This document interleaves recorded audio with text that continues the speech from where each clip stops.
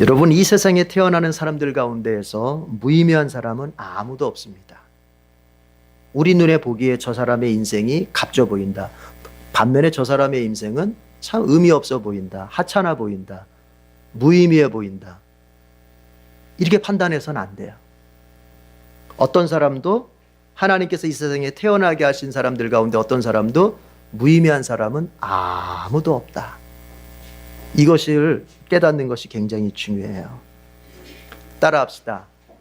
무의미한 사람은 아무도 없다. 한 번 더 따라합시다. 무의미한 출생은 아무도 없다. 그렇죠. 모든 사람은 다 하나님께서 의미를 부여해서 이 땅에 태어나게 한 거예요. 다만 살아가면서 그 사람이 정말 의미 있는 사람처럼 보여지도록 사는 인생이 있는가 하면 의미 없는 무의미한 사람처럼 보여지도록 인생을 살아가는 것만이 있을 뿐이지, 하나님께서 그 사람을, 이 세상의 사람을 태어나게 하실 때는 다 의미 있게, 귀하게, 그렇게 목적을 가지고 이 땅에 태어나게 하신 거예요. 이거 중요한 얘기예요. 내가 나를 어떻게 보느냐, 이것이 나의 삶의 방향을 결정하거든요. 여러분, 한번 따라해 봅시다. 당신은 의미 있는 존재입니다. 자, 이제는 옆 사람을 보면서 같이 해주는 거야. 그거를 옆 사람 보면서 당신은 의미 있는 존재입니다. 그렇습니다. 하나님께서 이 세상에 우리를 보내실 때 의미 있는 존재로 아주 귀한 의미, 고차원적인 의미, 고차원적인 목적, 이걸 두고서 우리를 보내셨다는 거예요. 오늘은 성탄절입니다. 예수님의 탄생을 기념하고 우리가 감사하는 날이죠. 오늘 본문을 보면은, 특별히 2장 14절을 보면은 예수님의 탄생이 두 가지 의미를 담고 있다고 말해주고 있어요. 우리의 출생이 무의미한 것이 아니고 유의미한 것이란 것처럼 예수님의 탄생, 그것은 우리보다 더 크지 않겠어요? 그 의미가? 근데 그 예수님의 탄생의 의미가 이중적인 의미를 가지고 있어요. 한 가지는 뭐냐? 하나님께 대한 의미. 다른 한 가지는 사람에게 대한 의미, 즉 우리에게 대한 의미가 있어요. 오늘 본문에서 그게 보여요. 14절에서. 우리 다 같이 14절만 다시 한번 읽어봐요. 큰 소리로. 시작. 더없이 높은 곳에서는 하나님께 영광이요, 땅에서는 주님께서 좋아하시는 사람들에게 평화로다. 첫 번째, 하나님께 대한 의미는 뭐냐? 하나님께 영광이 되는 것입니다. 무엇이? 예수님의 탄생이. 예수님의 탄생은 하나님께 영광이 되는 거예요. 영광. 자, 우리가 이런 얘기를 쉽게 해요. 나는 하나님의 영광을 위해서 살겠다. 내가 내 자식을 잘 키워서 하나님의 영광이 드러나도록 내가 잘 키우겠다. 내가 지금 하고 있는 이 일이 하나님께 영광이 되었으면 좋겠다. 이런 얘기들을 합니다. 그런데 그런 얘기들의 뉘앙스를 가만히 들여다보면 뭐냐면 이런 게 있는 거예요. 내가, 내지는 내 자식이, 내지는 내가 하는 일이 세상적으로 성공하고 세상적으로 뭔가 대박이 나가지고 하나님의 명예를 세상 가운데서 드러냈으면 좋겠다. 이런 의미가 있어요. 그러니까 거기에 가지고 있는 그 말이 가지고 있는 핵심은 뭐냐면은 내가 세상적으로 성공할 때 하나님이 영광을 받으신다고 생각하는 거예요. 내가 큰 부자가 되거나 내가 높은 사람이 되거나 내가 세상적으로 어쨌든 어떤 영향력을 갖는 그 입장이 될 때 그걸 통해서 하나님께서 영광을 받으실 거라고 생각해요. 그러다 보면 여러분, 부작용이 뭐예요? 가난한 나는 뭐예요? 스펙이 대단치 못한 나는 뭐예요? 아니 하나 제대로 소위 사람들이 부러워할 만한 그 무엇인가가 전혀 없는 나는 그럼 하나님의 영광을 위해 살 수 없단 말입니까? 우리는 자본주의적 관점으로 신앙을 보고 있어요. 내가 큰 인물이 되고 내 자식이 큰 인물이 되고 유명한 사람이 되고 다른 사람들이 볼 때 저 사람 저거 참 부럽다. 다른 사람들이 부러워할 만한 어떤 돈, 명예, 재능, 그 무엇인가가 있을 때 그래서 하나님의 명예가 세상 가운데 드러나게 될 때 하나님이 영광을 받으신다고 생각해요. 그러나 여러분, 하나님이 영광을 받으시는 때는 언제냐? 하나님의 뜻이 이루어질 때입니다. 가난하냐? 부하냐? 그건 관계없어요. 그 사람이 높은 사람이냐 낮은 사람이냐? 관계없어요. 그 사람을 통해서 하나님의 뜻이 이루어질 때 하나님은 그것을 통해서 영광을 받으시는 거예요. 예수님이 탄생하셨는데 성경은 말합니다. 그분의 탄생은 하나님께는 영광이다. 왜요? 예수님이 세상적으로 성공했기 때문에? 예수님이 세상적으로 유명해졌기 때문에? 예수님이 세상적으로 부유한 사람이 됐기 때문에 하나님께 영광이 됐단 말입니까? 아니에요. 어떻게 보면은 예수님은 세상의 눈으로 보자면은 실패자예요. 십자가에서 죽었어요. 힘없이 붙잡혀서 죽었어요. 로마 군병이 휘둘러낸 창칼 앞에 아무것도 반항하지 못하고 끌려가서 죽었어요.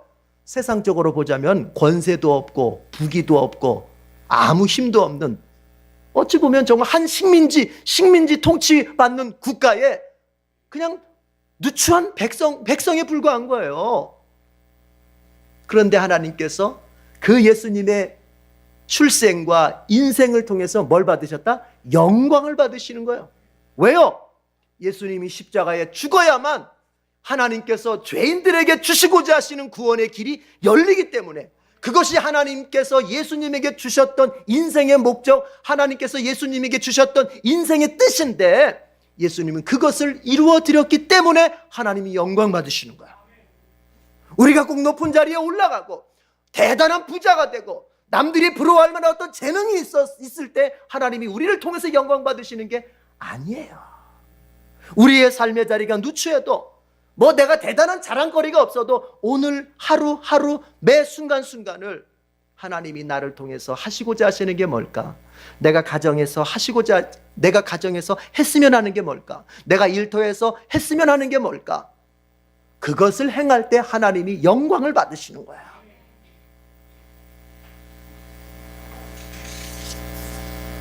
한국 교회사에 이런 얘기가 전해집니다. 왕손을 모시던 마부가 있었어요.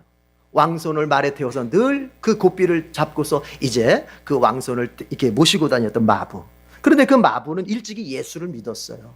지금 중화동에 가보면은 경동제일교회라는 교회가 있어요.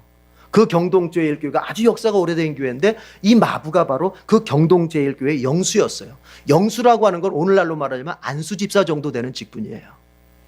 이 마부가, 성이 엄씨인데 이 엄영수가 오늘날로 말하자면 이 엄집사님이 왕손을 태우고 마부로서 왕손을 태우고 모시고 다니면서 항상 그 왕손을 향해서 전도했어요. 날이 예수님 믿으세요. 그럴 때마다 이 왕손은 빈정거리면서 그 마부에게 그런 말을 했어요. 야, 예수 믿으라고? 예수 믿으면 너 같은 상놈이 양반이라도 되냐? 빈정거리면서 말하는 거예요. 그럴 때에 이 마부 엄영수 엄집사님이 뭐라고 대답한 줄 아세요? 날이, 제가 죄송스러운 말씀 한마디 드릴게요. 예수 믿는 도리는 그런 게 아닙니다. 예수를 믿으면요, 제가 하던 마부 노릇을 더 잘하는 것입니다. 예수 믿고 양반으로 신분상승하는 게 아니라, 예수 믿고 더 벼락부자가 되는 게 아니라, 예수 믿으면 내가 하고 있는 이 마부의 일을 더 성실하고 더 진실하고, 예전에는 내가 돈을 벌기 위해서 마부 노릇을 했다면 이제는 하나님께 영광을 돌리기 위해서 마부 노릇을 하는 거예요. 하나님께 영광 돌린다고 하는 거 대단한 일을 하는 게 아닙니다. 여러분의 가정과 여러분의 직장, 이 공동체 안에서 내가 해야 될 그 일을 성실하게 하는 거예요. 그러면 하나님이 영광을 받으시는 거예요. 하나님이 기뻐하시는 거예요. 시간상 더 많은 걸 적용할 수는 없습니다만, 여러분, 하나님께 영광 돌린다고 하는 거 너무 거창하게 생각하지 마세요. 여러분이 부모로서, 자식으로서, 시부모로서, 며느리로서, 사위로서, 그리고 교회 집사로서, 교회 성도로서 할 도리를 내가 성실하게 갈 때, 내가 부자든 가난하든 관계없어요. 사회적으로 높든 낮든 상관없어요. 주님이 내게 원하시는 그 작은 일 하나를 행할 때 주님이 그 일을 통해서 영광을 받으시는 거야. 예수님의 탄생은 하나님께 영광이 되었습니다. 우리 예수님처럼 하나님께 영광되는 인생을 사십시다. 또 하나, 예수님의 탄생의 의미 두 번째는 뭐냐면요, 사람들을 향한 의미입니다. 14절 이제 중간쯤 보면은 땅에서는 주님께서 좋아하시는 사람들에게 평화로다. 예수님의 탄생의 두 번째 의미는 사람들을 향한 의미인데, 우리를 향한 의미인데, 그것은 바로 뭐냐? 평화라는 것입니다. 평화. 예수님의 탄생은 사람들에게 평화입니다. 여러분, 이 평화라고 하는 것은요, 나눠서 볼 수 있어요. 내면적인 평화가 있고 관계적인 평화가 있어요. 내면적인 평화라고 하는 건 뭐예요? 자신 안의 평화예요. 내 마음의 평안함이에요. 키에르케고르라고 하는 실존주의 철학자가 이런 얘기를 했어요. 인간은 끊임없이 흔들리는 존재요, 불안 그 자체다. 인간은 끊임없이 흔들립니다. 환경 속에서 흔들리고, 자신의 어떤 열등의식 속에서 흔들리고, 그리고 끊임없이 불안해합니다. 미래를 보면서 불안해하고, 과거를 되돌아보면서 또 걱정하고 불안해하고, 끊임없이. 그게 인간이라는 거예요. 그런데 여러분, 그 인간에게 예수님의 오심은 평화예요. 이 평화라는 말을 예수님이 말씀하신 마태복음 11장 28절에 보면은 쉼이라는 표현이 나오는데, 이 평화는 바로 그 쉼이에요. 예수님 말씀하셨습니다. 수고하고 무거운 짐진 자들아, 다 내게로 오라. 내가 너희를 쉬게 하리라. 바로 그 쉼, 그것이 예수님 말씀, 그것이 바로 평화예요. 끊임없이 불안하고 끊임없이 흔들리는 인생, 우리의 내면 속에 우리가 예수님을 만나고 예수님 앞에 나아가고 예수님을 우리가 붙잡기만 하면 그 평화, 그 쉼이 예수님으로부터 우리에게 흘러 들어오게 되는 것입니다. 우리는 자꾸 생각합니다. 이거 가지면 더 평안해지겠지. 요만큼 올라가면 더 쉼을 얻겠지. 내가 이 정도 갖추고 있으면 더 나아지겠지. 누가복음 12장에 보면은 부자가 있었습니다. 아, 내가 이 정도 재산을 모았으니 이제부터는 나에게 행복, 불행 끝 행복이다. 창고를 더 많이 져서 이 많은 재산 다 옮겨놓고 이제 행복하게 사는 것만이 남았다. 그때 예수님께서 말씀하십니다. 그 부자는 어리석은 부자다. 왜요? 이제 하나님이 말씀하십니다. 부자야, 오늘 저녁에 내가 너의 생명을, 너의 영혼을 취해간다면 네가 창고에 모셔드린 그 많은 재물과 재산은 누구께 되겠느냐? 내가 오늘 저녁 너의 영혼을 취해간다면 네가 쌓아올렸던 모든 금자탑 같은 너의 명성과 권세는 누구의 것이 되겠느냐? 한치 앞을 보지 못하는 부자이기에 예수님은 어리석은 부자라 말씀하시는 거예요. 여러분, 우리가 세상에서의 필요한 것들을, 그거를 무시한단 말이 아닙니다. 그러나 그것이 우리의 목적이 되고 그것이 우리의 가야 할 방향성의 이정표가 된다면 우리는 끊임없이 내면 속에 흔들림을 당할 수밖에 없고 불안함을 당할 수밖에 없는 거예요. 사람이 평화를 누리지 못하는 이유 중에 하나는 삶의 목적이 물질적인 것에만, 이 세상의 것에만 쏠려 있기 때문에 그런 거예요.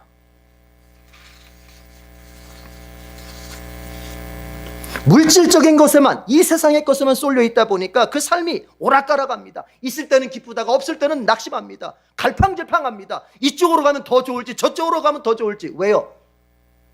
이 세상의 것과 물질적인 것에만 쏠려 있기 때문에 그저 혼란스러워요.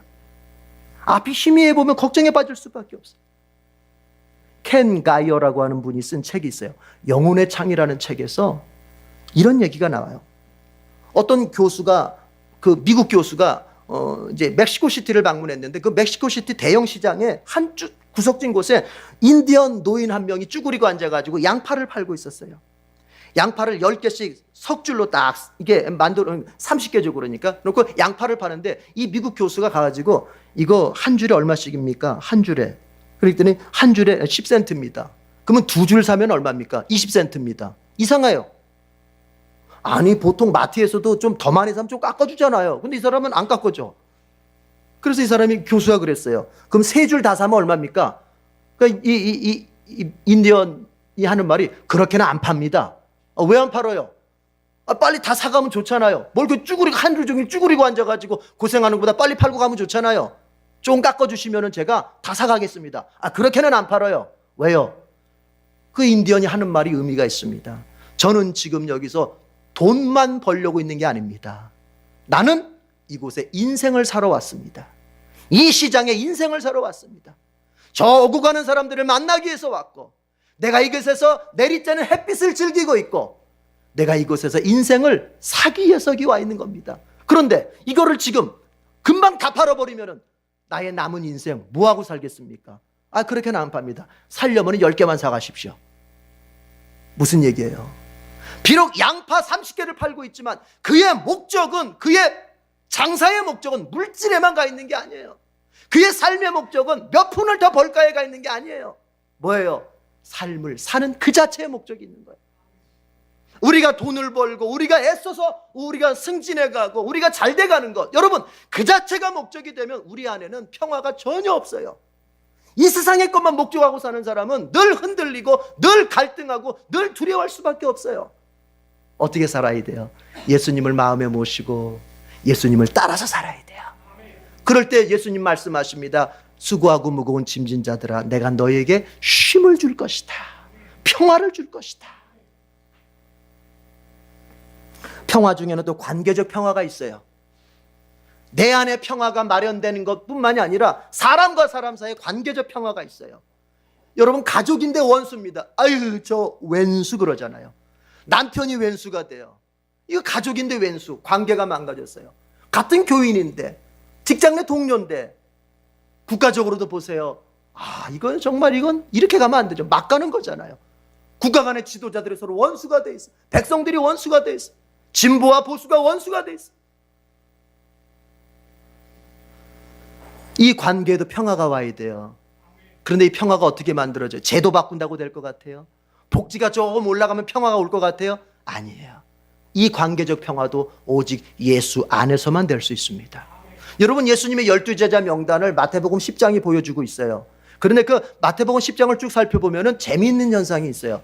예수님의 제자 중에서는요, 서로 원수가 있어요. 원수. 세리 마태. 여러분, 마태는 직업이 세리입니다. 세리는요, 당시 유대인들의 고요를 짜는 사람들이에요.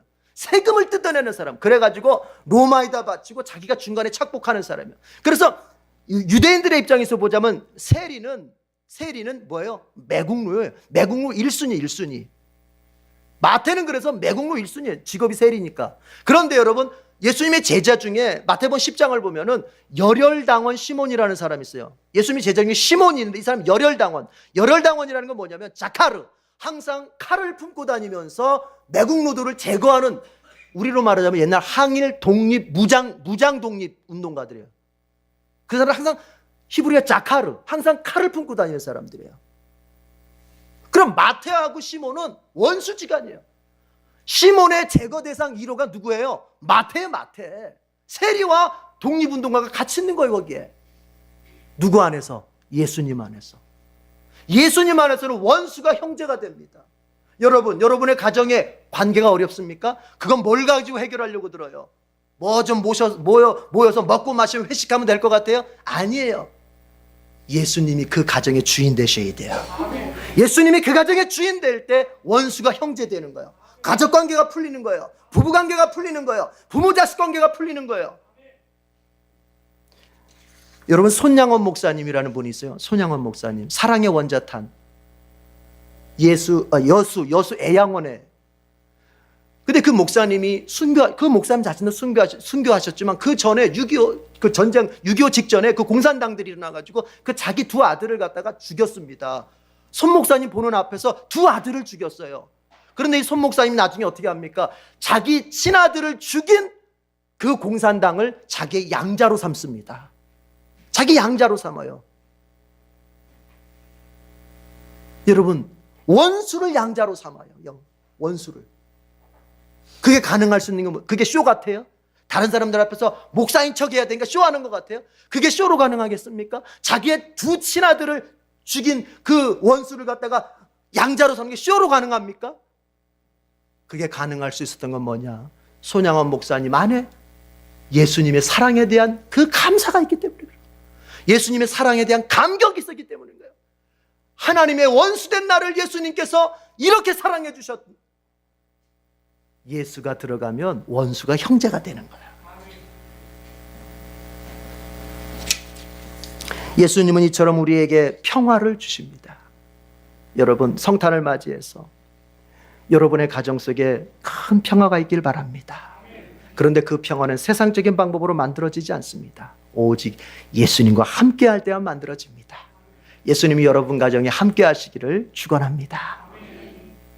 기도하겠습니다. 하나님 아버지 감사합니다. 오늘 이 시간 주의 말씀을 전했습니다. 예수님의 출생은 하나님께 영광이요 우리에게는 평화였습니다.